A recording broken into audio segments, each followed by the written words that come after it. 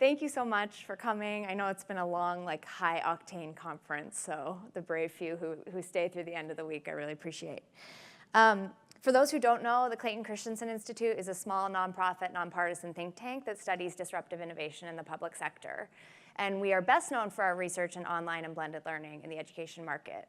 But when I joined the Institute 5 years ago, I had this lurking feeling that we were not talking about the full potential of technology because we were ignoring the fact that in our adult lives, we constantly use technology to connect. But oftentimes, when you think about the EdTech sector and the sort of mainstream EdTech market, we're looking at using technology just for content delivery and assessment.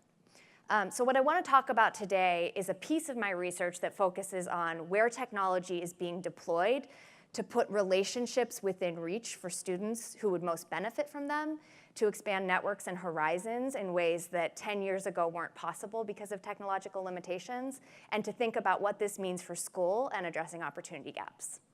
I'm going to start off with a very high-level philosophical question. How did you get here? My answer to that is actually very related to my research, which is that my session got rejected by South by Southwest in the application process.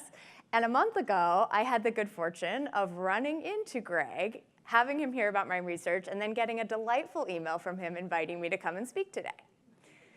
So that brings me to my second question. Who helped you get here today? So I see that we're kind of spread out in the adult introvert way. I'm a massive introvert, so I totally get why you're sitting the way you are. But for 1 minute, pair and share with someone near you to answer these two questions. How did you get here in your current role that gave you the opportunity to come to Austin? Who helped you get here? Okay, so hopefully that gave you a chance to maybe meet someone you haven't met. It's what I would think of as kind of a spark that could continue to be cultivated over the rest of the conference.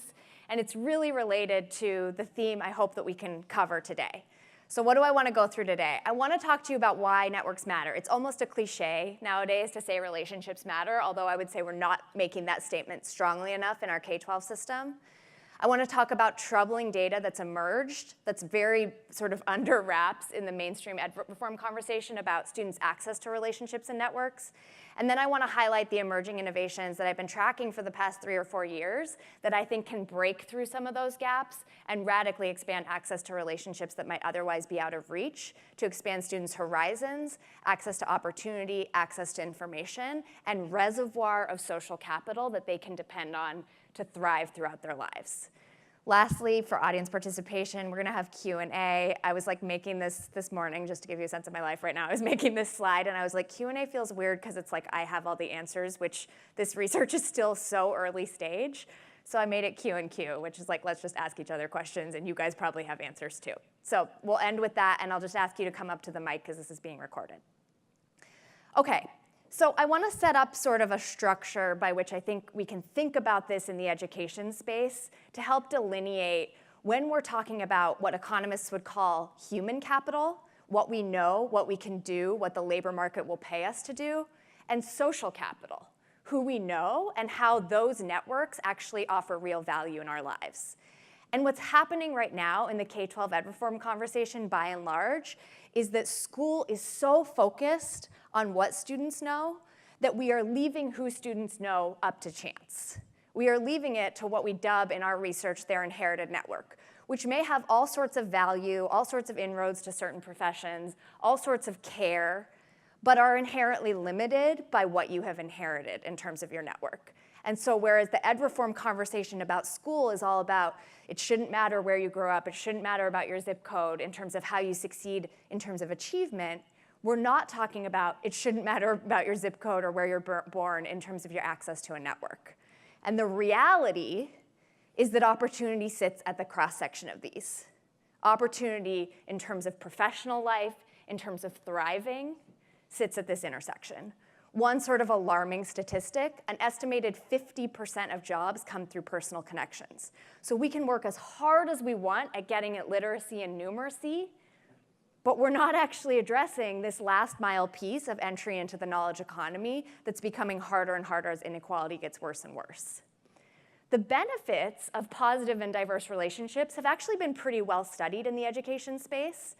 This is research coming out of places like the Search Institute. If you haven't heard of them, they have great research base and framework around measuring access to relationships. America's Promise Alliance, which over the years has discovered as they've tried to solve the graduation rate crisis, access to caring adults is an enormous lever that we're not pulling enough. And this also comes from research about, in the college space, retention, attainment, and access to high-paying jobs, and the fact that actually relationships can predict all three of those, particularly for low-income students. I also want to emphasize this last piece, which is a long-term reservoir of social capital. One of the premises, as I started to dig into the research of why a network matters, is that we actually can't predict the future. Please don't quote me on that, because I work for Clay Christensen, who has made his name predicting the future. But the reality is, things come up in our lives that we were not expecting, and it's our ability to activate a network of diverse resources that can buffer the things that come up in our lives. A really morbid example of a dear friend of mine who's been a great partner in this research is that at a very young age, he developed brain cancer. He was able to activate a network that got him access to phenomenal care through his former students, through people he knew in the state that he lived in, where actually care was not great, but they knew people outside of the state, through friendships that he had developed over the years. And he said to me, Julia, this is social capital in action, and he didn't know that was going to happen. Are we right now investing in the long-term reservoir of student social capital in a deliberate and measurable way? And I'd argue that we're not, but we actually have the opportunity to do so. Okay, so relationships are these massive, complicated things. I don't claim to be a sociologist. I don't even claim to play one on TV. But I'm going to give you a brief overview of the research of sort of what a network is and kind of the texture of what different relationships offer in terms of value in our lives. So think of your network as sort of a web that has a concentrated middle and then sort of moves outwards and gets looser and looser. Our immediate connections to our spouses, our closest friends, our family members, our close neighbors are referred to by sociologists as strong ties. But we also have more and a bunch of what's called weak ties. These are looser acquaintanceship relationships, right? This is what Greg was a weak tie that got me up here on this stage, right? That I met once, sort of by chance. And the reality is that that actually reflects the different value that these two types of ties offer. So our strong ties are the ones that look out for us. I'm more likely to tell my husband about a job opportunity than a random person I met here, right? I'm more likely to first look out for those closest to me. I'm also more likely to lend actual resources to those strong ties. But weak ties are themselves actually incredibly powerful because by definition, they are more diverse than our strong ties. They are more plentiful than our strong ties. And what that's led to in the sociology research is a term called the strength of weak ties, which is that actually, since research in the 70s, we've been seeing that you are more likely to get a job through your weak tie connections because they are more likely to contain new information rather than your strong ties, which tend to contain redundant information. Now, this is a simplistic model, and there's actually cutting-edge research coming out of big fancy universities that sort of nuances this. For example, a man named Mario Luis Small, who's a professor at Harvard, just came out with a book called Someone to Talk To. And his finding is that in some circumstances, and he studied graduate students, which is a specific endangered species population, so whether we generalize or not is a question. But what he found was that grad students were actually more likely to turn to their weak ties when they were in a crisis, because it felt higher stakes to turn to your strong ties.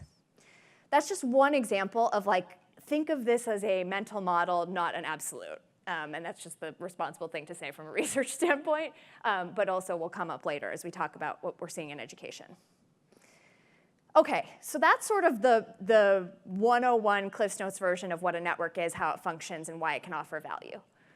What I want to talk about today, when we think about the students that we're serving, is that there is troubling, slim but troubling data on the state of networks today among America's youth. First off, we're living further apart by income, meaning residential segregation by income has actually gotten worse. That has other effects that we'll talk about in a second. Additionally, parental developmental time, which is thought of as sort of time spent in healthy developmental activities like reading to your child, we've actually seen growing gaps over time. So when you think about those strong tie relationships, we're seeing gaps there. And this is by parents. Can people see the text? It's kind of tiny. So parents with high school or less versus bachelor's or more. Parents' own professional networks, and this is very intuitive, but we actually have data on it now, are themselves highly unequal, and more educated parents have networks with more inroads into the knowledge economy. This is research out of The Mentoring Effect, which is a paper, if you haven't read it, you should absolutely read, and Robert Putnam, who wrote a book called Our Kids, that's really a tour de force of this unequal sort of opportunity landscape when it comes to networks. There's also really alarming, and many of you have probably seen this stat, gaps in enrichment spending. Now this in and of itself is troubling because you think about the college application gauntlet and the fact that you have to have gone and sort of like built a new city in China in order to get into college these days. But there's actually, this is a proxy for something that I think is more troubling, which is unequal access to what's called informal mentors. Informal mentors is it's a term that's come out of the mentoring movement to say you don't actually just have to have a big brothers, big sisters relationship to have a mentor. There are all sorts of naturally occurring mentorship relationships in your life with a coach, with a teacher, right, with an after-school provider.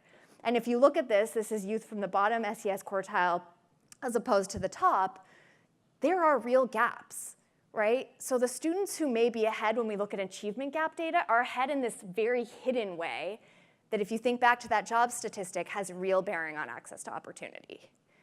Now, what are the consequences of these? Again, this is like a deep and mysterious question, but there's some research out there that's telling us that this is a real issue that we need to grapple with. The first is when it comes to sort of the effects on investing in your own human capital as a student. So there's two studies that I would point you to. The first is out of America's Promise Alliance, and they have found that access to a caring adult is a huge driver of whether you stay in school, and if you're out of school, whether you re-engage in school. Additionally, there's new research out of the Brookings Institute that's dubbed the term economic despair.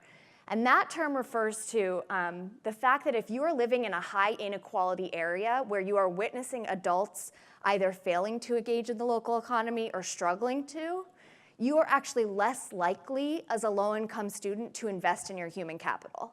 The thing that's alarming about that, this is really wonky, but that bucks all of traditional economics.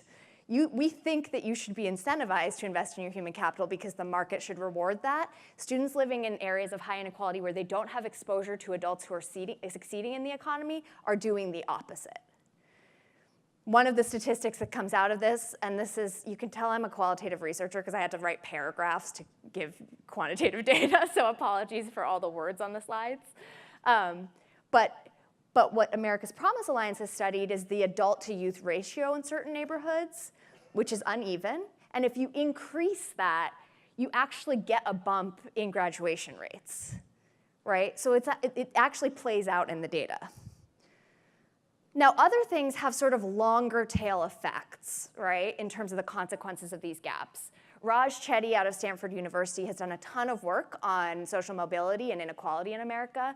And the latest study out of his shop highlights something called Lost Einsteins, which shows that if you are growing up in an area with less exposure to adults working in the innovation economy, which is sort of a broad term, but is essentially the future of the economy if we're going to boil it down. If you're growing up in an area with little exposure to that, you are less likely to yourself work as an inventor or an innovator later in life. And we also see this happening in the higher ed conversation with vast career undermatching among low-income students who successfully graduate college. And one of the statistics here, right, that's alarming, and this is from the Lost Einstein study, is that if a third grader from a low-income family is actually in the top 5% of math performance, they are no more likely than a subpar performer from affluent families to become an inventor. So that is lost human capital for the country, first of all, but it's also showing that exposure networks are playing a role in a way that we sometimes discount when we just measure something like math aptitude. Okay, so that's a little bleak. Now we're gonna pivot, and there's hope. And the hope is that we're actually starting to see innovations that tackle the social side of opportunity. And these innovations are coming both from technology, but also from very low-tech face-to-face solutions. Because of the time I have today, I'm going to focus a bit more on the technology side of this and end with a much shorter piece on the face-to-face. But if anyone wants to follow up offline, like, I think that's equally important, and I just have to sort of make a decision on what would fit in 60 minutes. So the first question I asked when I started doing this research was, OK, it doesn't feel like we're using Edtech to, is there an echo, or is that just me? It's just me. OK. I can handle it. I just don't want no one to say anything. The first question I had to ask was, OK, Julia, is this kind of a stupid question because we are awash in networking technology, right, which we heard about this morning from Dana Boyd. We are awash in tools that connect you at the press of a button. So is this kind of just a lame question? Like, are Facebook, LinkedIn, and Twitter going to solve this question? Students are going to access relationships online, and is this worth studying? The reality is that mainstream social networking tools are not getting us there. And to explain why, I want to do what is part of my day job, which is explain disruptive innovation theory in 5 minutes to you, and then explain why this is not disrupting the traditional tools out there are not disrupting the composition of our students' networks. So writ large, 2 types of innovation that we study at the Christensen Institute. There are sustaining innovations. Those make existing products and services better.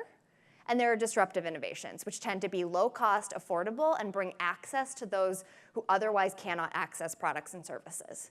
So when you hear disruptive innovation in Silicon Valley or at South by Southwest, sometimes people just use that term to mean anything new. It's actually a very specific model. And to explain that, we think of sort of traditional performance, right?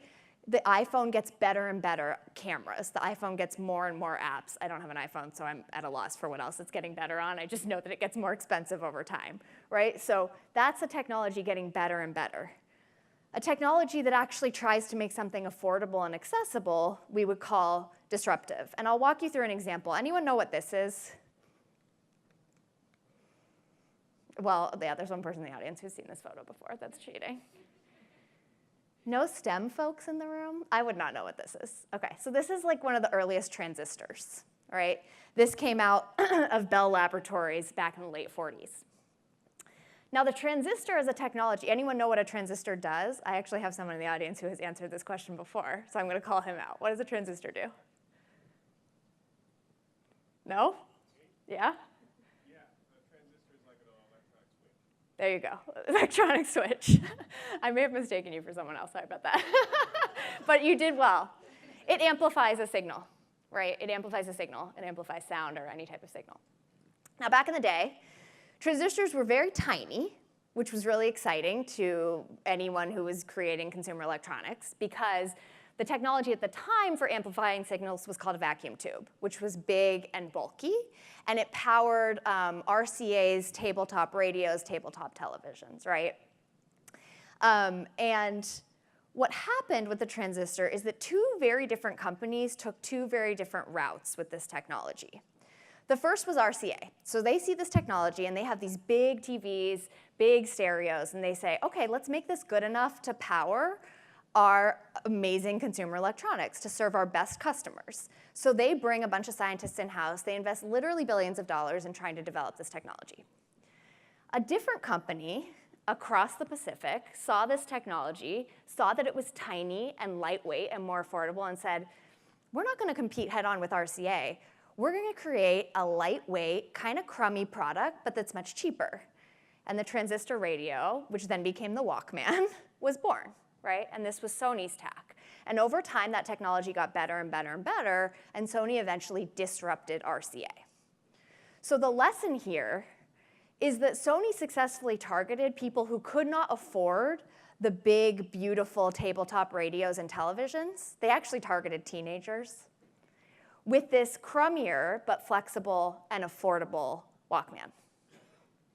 OK, social networking sites are making it cheaper for us to update all sorts of people in our networks at the press of a button. It's making it cheaper to find people we know. It is not actually disrupting the contents of our network.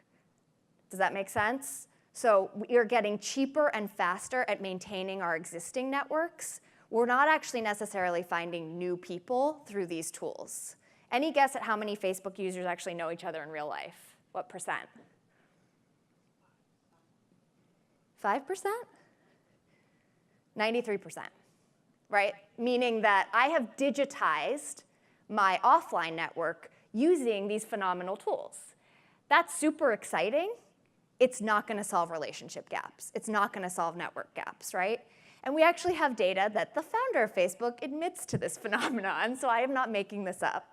It's a long quote, but essentially what Zuckerberg is telling us is that the tool that he has developed is great for digitizing your offline network.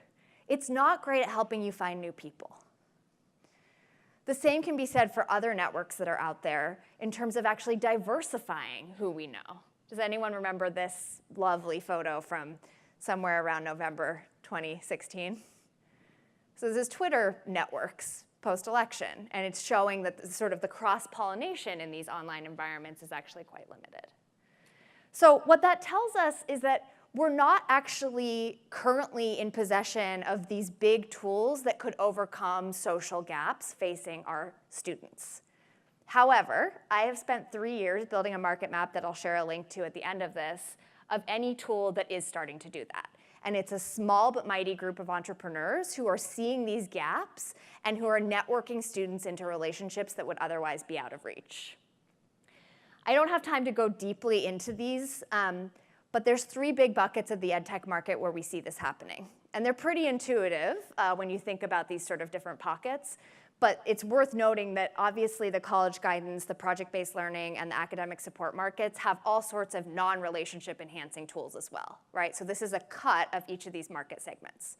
So what we found is that these 3 buckets, more access to guidance counselors, more access to industry experts, and more access to academic encouragement are the sort of slots in the education system where we're starting to see access to relationships writ large. And these are by and large online relationships, virtual relationships, and many of them are very brief, and we'll get into that in a second. So we're not thinking of long-lasting necessarily mentorship relationships. These are brief engagements with someone you otherwise wouldn't know.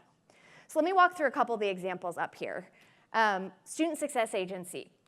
So this is a group of 2 entrepreneurs who started a company on the premise of we need more near-peer mentorship for students who are applying to college.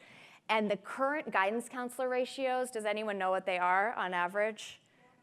400 to 1, right? I mean, you have no hope. In many schools, you actually get less than 30 minutes a year with your guidance counselor. What we would call that in disruptive innovation theory is non-consumption, right? There is nothing on offer in the market right now in a school where you get 30 minutes with a guidance counselor. Enter some of these tools like Student Success Agency who say, okay, we're not gonna actually be able to offer a full service guidance counselor in the way that a face-to-face relationship might, but we're gonna crowdsource near-peer mentors who are themselves often first-generation college students to counsel students who are applying to college. We also have a group called iMentor in that space. Folks may have heard of them. They're more of a blended model. So they're crowdsourcing adult volunteers who are walking students through a college-going curriculum, but using online tools flexibly so that you actually free up more time and space, particularly for working professionals who might not be able to make it to a mentorship meeting weekly. So that's sort of the college guidance success. The other area where we have massive non-consumption is access to industry expertise, right? So this has been a chronic struggle for schools to kind of bring the real world or industry into the classroom. But we've seen tools start to emerge, and folks from these companies are at South by Southwest, so I hope you find them. Nepris is a tool that ports video experts into classrooms over video. EduCurious is a project-based curriculum that likewise attaches experts over video to projects. And again, like the traditional EdTech market would say, okay, these are project-based tools of some sort. But if you step back and think about relationship gaps, they are also opportunities to start to diversify students' touch points and relationships in new ways. An example from Nepris that's so profound is there were students in rural Texas, here in Texas, who were using the tool on a science lesson on brain science. And 2 things came out of it that were really powerful. The teacher shared this story. The first was that one of the students came back the next day and said, having heard from that neurologist, and the neurologist had been talking about autism, like, I really want to study the cure for autism. And it was a hook to engage the student in the science curriculum. But the other profound thing that happened was that the neurologist they were speaking to was in New York City, and the students were watching in the background as he was telling them about neurons, et cetera. And they said, could you actually turn your computer camera outwards so we can see the skyline? Right? You are actually seeing in real time the horizon expanding potential of introducing a student to someone that most likely he or she would never meet. So that's sort of that industry engagement piece. And the last bucket where we're seeing these tools emerge is in academic support and engagement. Now, academic support is a huge bucket, right? Tutoring is actually a big chunk of the EdTech market right now. I would argue that we need to start thinking about tutors in a relationship-driven way, not just a sort of academic help-driven way. But there's also this piece of academic encouragement. How many people have heard of Sugata Mitra? He started what's known as the school in the cloud. And his initial experiment was in the slums of India, putting a computer just in literally a hole in the wall for students to sort of play with and see what came of it, right? So these were students who were not in formal education. And the results were pretty phenomenal. The students actually started exploring, started learning, started getting really impressive academic gains. But he saw the students were kind of getting stuck. If they felt unmotivated, if they got frustrated, they would disengage. So he started something called the Granny Cloud, which was literal grannies in England who would be basically in a Skype session with these children in India, and if they got stuck or frustrated, they would just encourage them along. Not teachers, not tutors, sort of informal encouragement that can actually be a really big driver of persisting through learning. That has since scaled to not just like grannies are now everything from 24-year-old men all the way up, but they've kept the term. But it's a sign of a moment of engagement with a different type of adult who can move a student through his learning. So these sorts of tools, you may think of them, if you're an educator or principal, as helping you get better college guidance, increase your project-based learning and relevance in your curriculum, lend a little more academic support for students who are struggling. But I'd encourage you to also think of them as relationship-expanding tools and the very beginning of a market that we think is where online learning was about 10 years ago. They are disruptive in that they are targeting areas of non-consumption. Just like Sony did with that early transistor, they're taking communications technologies and putting them into circumstances where students' alternative is nothing at all.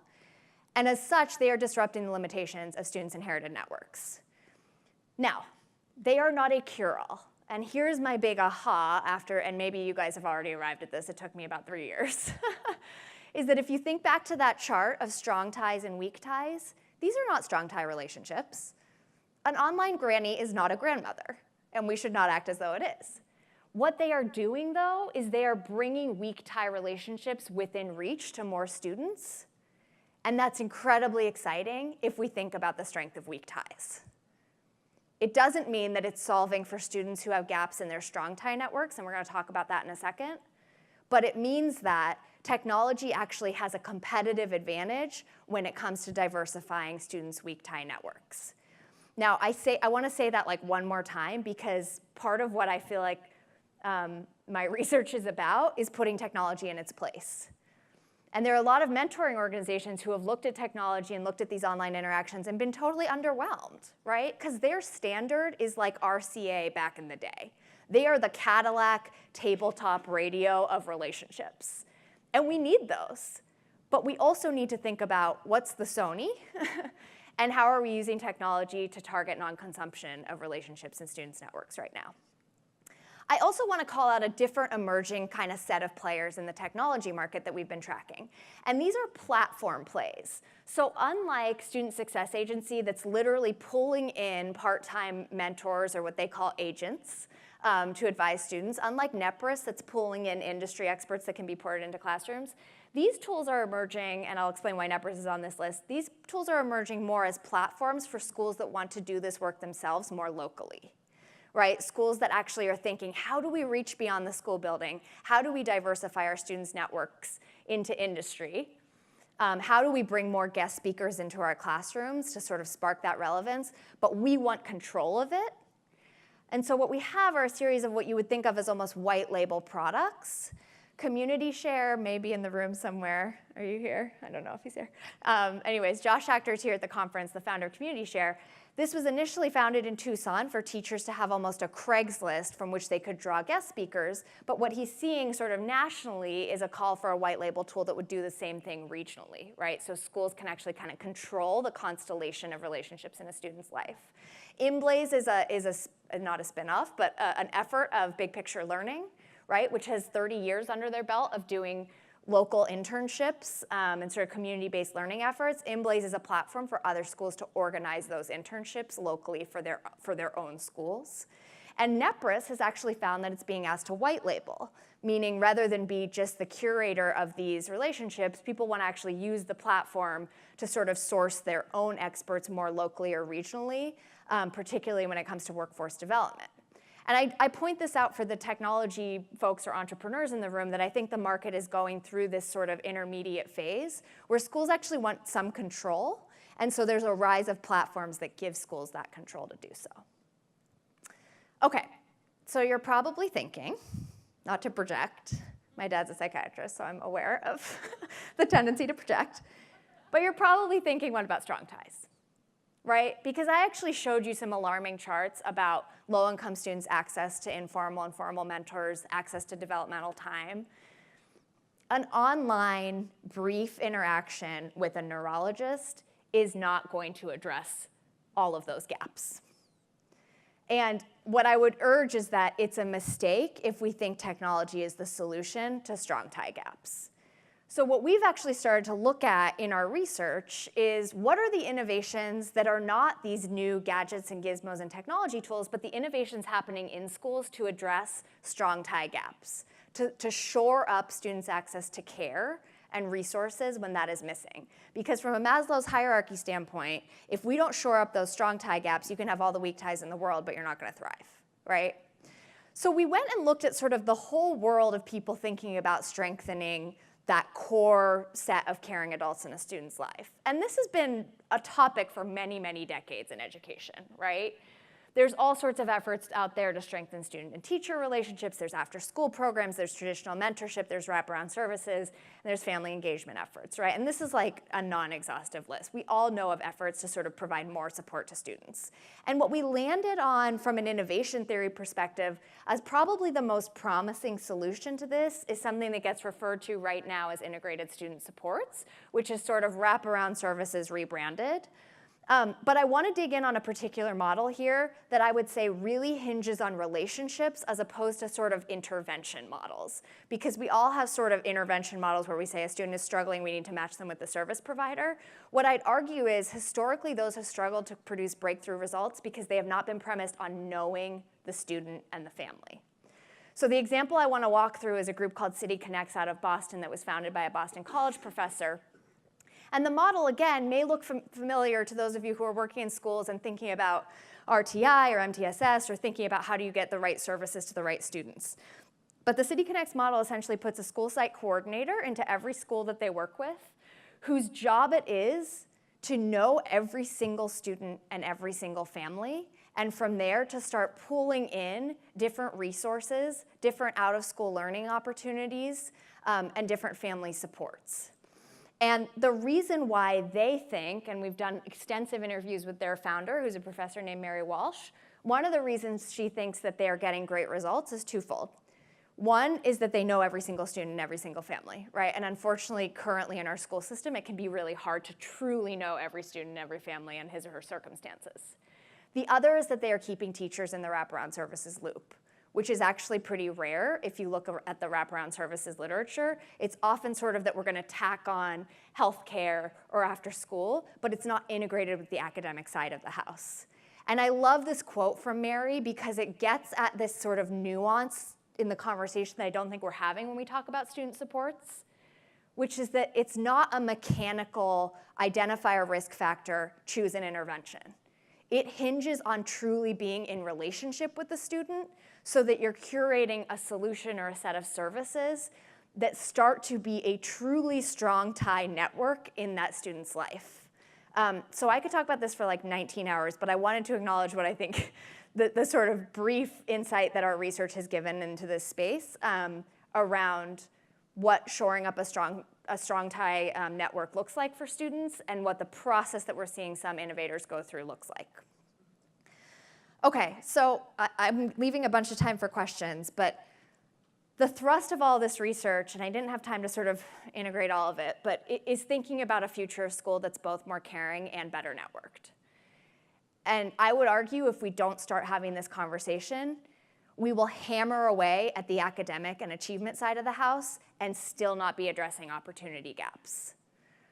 What we think the future of school could look like, particularly with the rise of online and competency-based and project-based and experiential and all the sort of learnings that are talked about at conferences like this, is that a school actually becomes a hub whereby there are way more slots for relationships to grow, to be nurtured, and to expand. Shameless plug, I have a book coming out on this topic this summer that, yes, I wrote in partnership with my husband, A Study in Strong Tie Relationships. But more immediately, what I've put up here, this link, is the map of tools that we've been building over the past 3 years, and that's available. It's really ugly. It's just a spreadsheet. But if you're looking for resources to do this work, if you're looking for tools to bring into your school environments, I would start there. But I'm also on email, and the luxury of my job is that I get paid to think all day, but I don't think well unless I'm talking to people. So reach out if you have questions or comments, and I'd love to turn it over to you with. It doesn't have to be questions. It can also just be sharing what you're up to in your environments. Yeah, sorry, I rushed through that, and it's actually weirdly long. It's not efficient. Any questions, comments? Oh yeah, can you use the microphone? Sorry, I hate doing things like that, but. Thank you Hi. for this talk. Hi, I am really fortunate to work in a school where we're able to build really strong ties with students. And what I've noticed that as students are developing or reaching out to weak tie relationships, that they often struggle to sort of have that interaction in a professional or meaningful way that's benefiting them and not hurting them. Have you seen any entities, schools, institutions that prepare their students in a positive way for that? For that outreach, yes. And your school is doing phenomenal stuff on this front. One Stone, Idaho, right? So look into what they're doing if you're curious about a concrete model of the things we've been talking about today. I have a couple thoughts on this. So one is that there's the literal sort of how do you ask for help, the art of asking for help, or the art of trying to open a door, right? And there are tools out there. It's actually, we're seeing them crop up more in the higher ed space, which we didn't talk about. Like a tool called People Grove, which uses AI to help students write professional emails, meaning the student will write an email and then you get feedback within their platform on how to actually modify that email to not sound like a crazy exploitative person or unprofessional, right? So People Grove. And they're working, People Grove, one compound noun. They're working mostly in higher ed, but I just think of them as a model for what you're talking about. I think big picture learning, their premise, building InBlaze, and I think David Berg might be in this room, maybe not. Yes. So big picture learning, you should talk to David, but their premise of their internship model has always been students lead the outreach, correct? I don't want to put words in your mouth. And that sort of agency piece is really crucial to their model. And I think he could speak maybe to how they consider that from the platform angle as well, of sort of making sure that quality assurance is happening on the InBlaze platform. The other thing I want to call out though here, which is different from being a polished professional panda every time you email someone, because that can feel sort of like you don't have elbow room to be yourself, is that I sometimes think that trust is more important than professionalism, right? Because if I send a kind of informal email to someone I know, they don't interpret it as like Julia's lost her professional polish because they know me.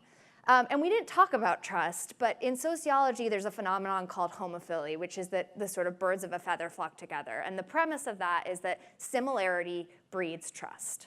You are more likely to trust someone you perceive to be like you. Now, that is a very scary reality or phenomenon when you think about students from different backgrounds reaching out to people from other backgrounds, right? When you're trying to actually bridge into different social spheres or beyond your immediate community. But the opportunity is, can you design those interactions so that the students are surfacing similarity with the adult, so that there's a little spark of trust that actually can sort of close the distance between them. And that sounds kind of abstract, but I'll give one concrete example. Empatico.org, which is an effort of the Kind Foundation, as in the like gluten-free nut bars, they have a sort of exercise they use called a Me Too moment to build empathy, where you say something about yourself, and if the other person you're talking to can say me too, they say me too, and then otherwise they say something about themselves, and you go back and forth until you find a similarity. And it's an interesting protocol when you're thinking about how do you surface hidden similarities that could be the drivers of trust when you're reaching. So this is like, I know there's a wonky research-driven answer, but it's, I would say, don't over-rotate on professionalism when maybe trust is just as potent a tool when you're bringing seemingly unlike parties together. And I would even say that that extends to internship coordinators at the school level, right? When they're trying to build these relationships in the community, how are they building trust with those stakeholders as opposed to sort of, you know, on their knees asking for help? Yeah, other questions? That was a really long answer. Hi, thank you. I've enjoyed this quite a bit. Maybe South by Southwest needs to re-examine their vetting process. Right, but social capital got me here, so it's actually, yeah. You could talk. It's not a meritocracy, it turns out. That's not my question. My question is, I work for a publisher, and we produce a number of digital resources.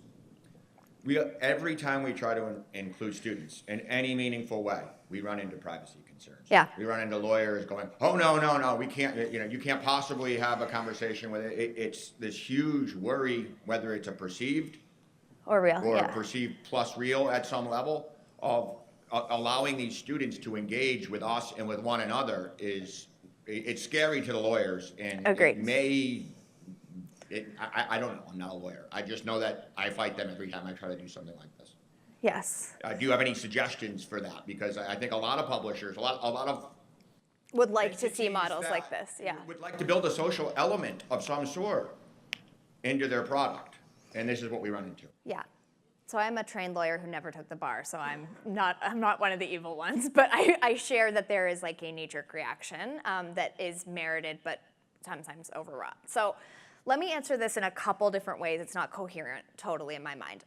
The tools that I highlighted up there, these emerging technology tools, all have pretty comprehensive privacy screens in place. And that has to do with basically the digital version of background checks that you do for anyone that's coming to your school, right? So that's in place. The interesting thing, I didn't mention a tool called I Could Be. Has anyone heard of them? ICouldBe.org.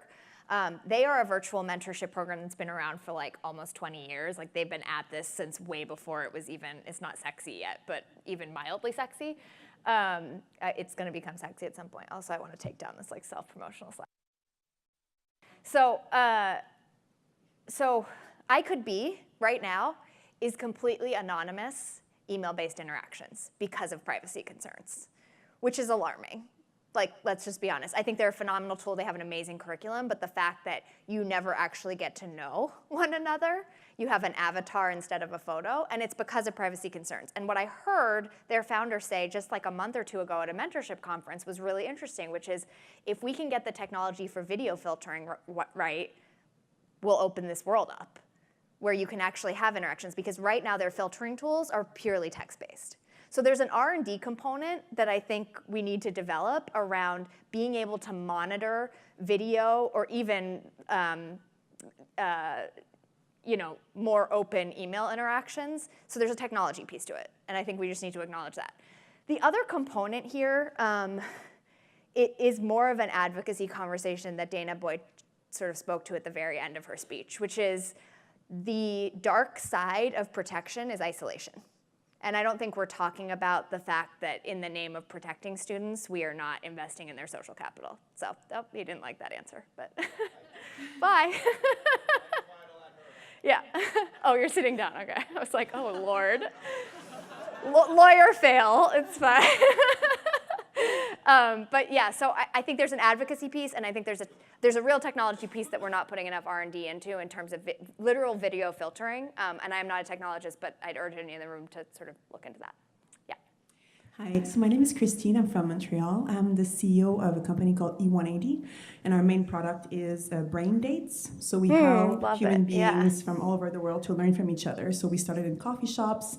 Now we're doing a lot of big events where people want to meet each other, they want to learn, they want to have meaningful conversations. So we help them to basically put their knowledge in the knowledge market and then book brain dates with one another. Yep. So we definitely Love see the it. potential for schools, for students to exchange knowledge. We had one prototype in a school in Dubai where it was just, I sent a tweet so you can look at it. There's a photo, but so it was just phenomenal to see those children sharing knowledge with each other and feel empowered. I'm just curious to know if you know other technologies that are doing that in schools and if you feel that there's a need for knowledge sharing technology in schools. Yeah, so I'll say what you're describing, and correct me if I'm wrong, is a two-sided marketplace, essentially, right? And when we study business models from an innovation theory perspective, business models typically have to evolve to that place once we get to greater predictability in terms of the product or service that's being delivered.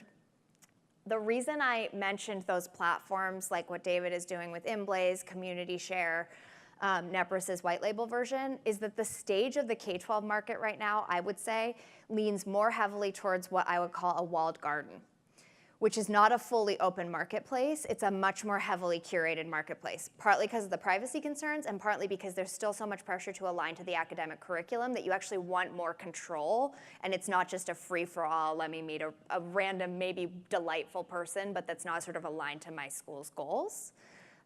So I think, I guess what I would say is, like, I can't imagine schools today fully buying into the open marketplace model, but what we're seeing more is the curated marketplace, and I don't know exactly how to translate that to your particular product, but it's the phase I think we're in.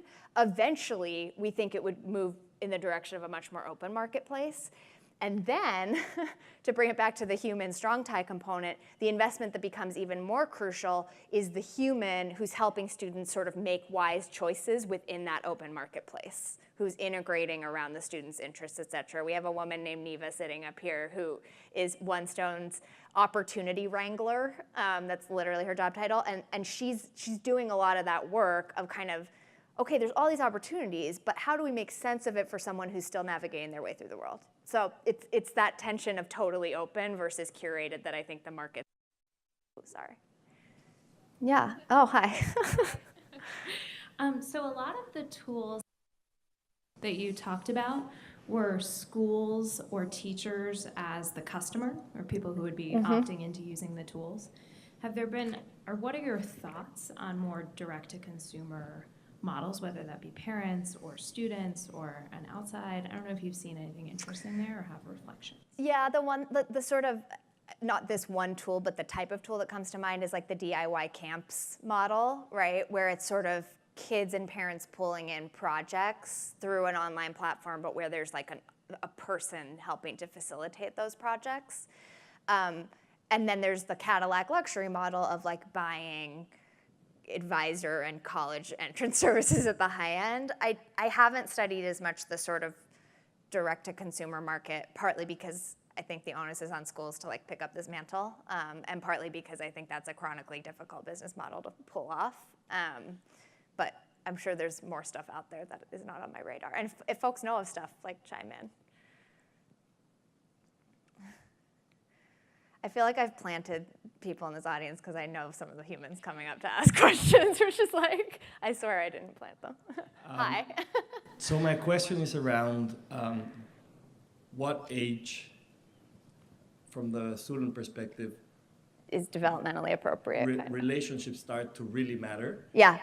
Because I'm focused on early childhood education. Yep. And so if that age is after 7 or 8 years old, how can we bring this relationship development for the early childhood situation, if that's for the parents? And I don't know if there's, Sure. something. Yeah. So I think the framework I turn to sort of answer that question from a developmental science perspective is the Search Institute Developmental Relationships Framework, which both looks at the evolution of a healthy relationship over time. So as trust builds, how relationships change over time. We sometimes think of mentorship as this like monolithic just I'm going to dispense wisdom in perpetuity to this individual, but that's not actually how relationships evolve over time. So there's that piece, and then they also calibrate by age. So that's the sort of, there's a sort of scientific framework around that. I think from a, if we're thinking about opening doors to opportunity and sort of an order of operations there, I think we should think of this as broad to narrowing, right? That early in life, and I don't know if this applies to 3-year-olds, but like earlier in life, we actually want to be exposing students to a bunch of kind of sparks of interactions with people they might not otherwise meet to start to make sense of the world and the types of lives they could pursue in it. And then as their interests become clearer to them, you actually want to have sort of more targeted opportunities to build longer term relationships with people who may actually be the ones who provide them with opportunities or inroads to the particular types of jobs they want to work in. So I guess just like very literally, I would think of early childhood as sort of broad exposure to brief interactions as opposed to like, and that's not to say care is not of utmost importance at that age, but from a weak tie standpoint, that's how I think of it. It's not very satisfying, so if there's other ideas out there. Yes, Neva. Hi, I'm Another Neva plant. from One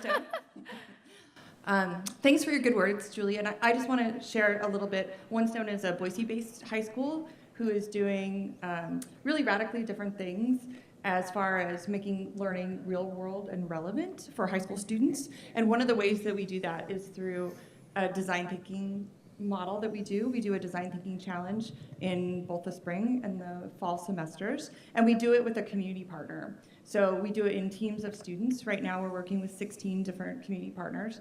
And I would share with you, if any of you are wondering about this model or curious or doubting, that it really works. Like once you do it, it's a really phenomenal experience for the partner. So from many different perspectives, it's a great kind of short-term volunteer experience for the adults who are working with the students.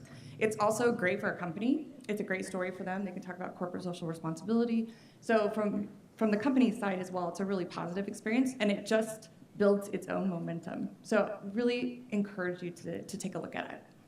So 2 little additions to that, just it jogged my memory on a couple of things, Neva. One, check that out. There's also someone sitting at the back of the room named Scott Van Beck who has been building a model in Houston that really resembles this sort of open school model and that really thinks about bridging students into areas of the city with higher dosages of social capital. So talk to Scott and Neva about people who are actually doing this, where I just sort of study it in the abstract.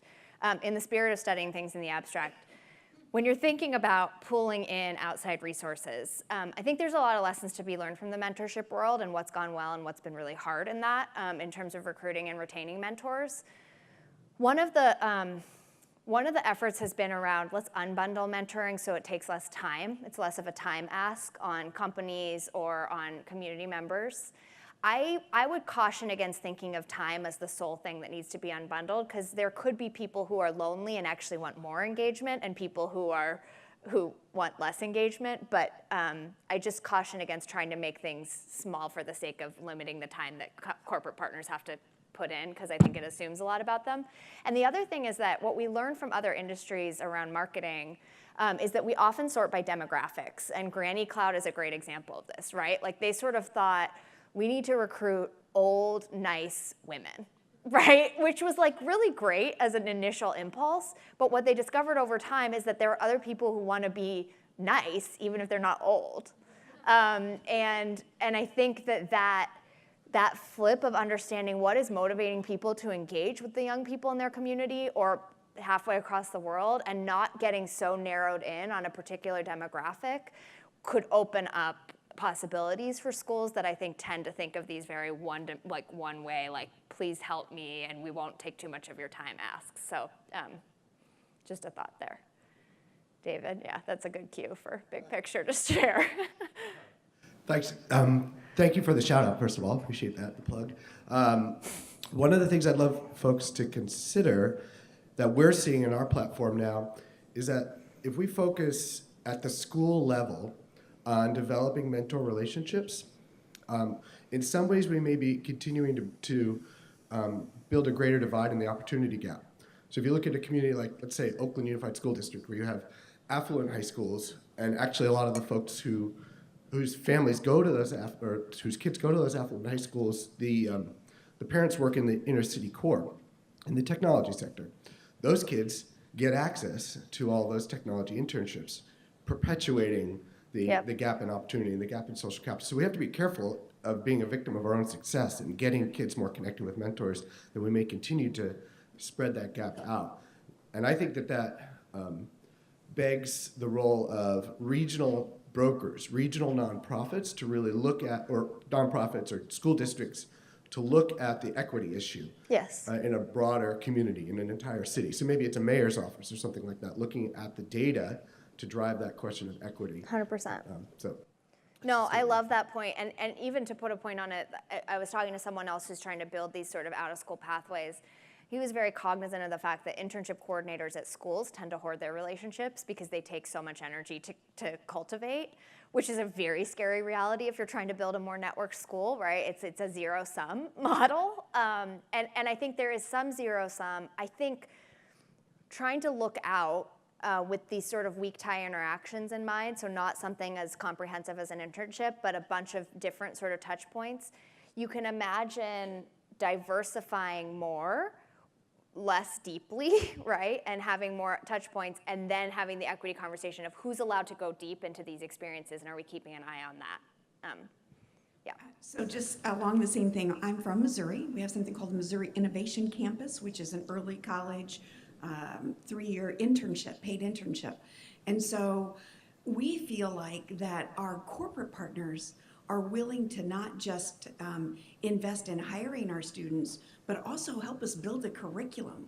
And so I don't know if you've experienced that, but so when we laid out our cybersecurity program, for example, it wasn't us just going to a textbook company or whatever, but we brought cybersecurity professionals in and university professors, community college, and high school, and we listened. So have you seen that model?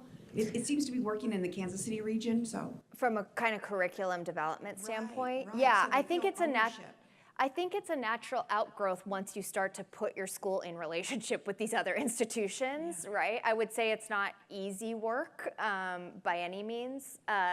One school in New Hampshire called VLAX, the Virtual Learning Academy Charter School, which is sort of like their statewide virtual, but they have built multiple pathways to learning, and what they're finding is as they try and curate more out-of-school learning experiences, they're starting to build deep partnerships with employers who are also thinking about how would we build your curriculum to scaffold your way to an associate's degree while still in high school. That's it. So that's a great example. And I think it gets to David's regional point, frankly, because that happening hyper-locally wouldn't, you'd hit a ceiling and you'd also limit the sorts of opportunities at students' disposal, but regionally, the economy may be sort of dynamic enough to make that not too limiting. But yeah, so I'd look at VLAX, but I'll check out, say it again, the Missouri Innovation Campus. Great. It's like cool. 27 high schools all coming together with regional partners. So anyway, Awesome. thank you. Yeah.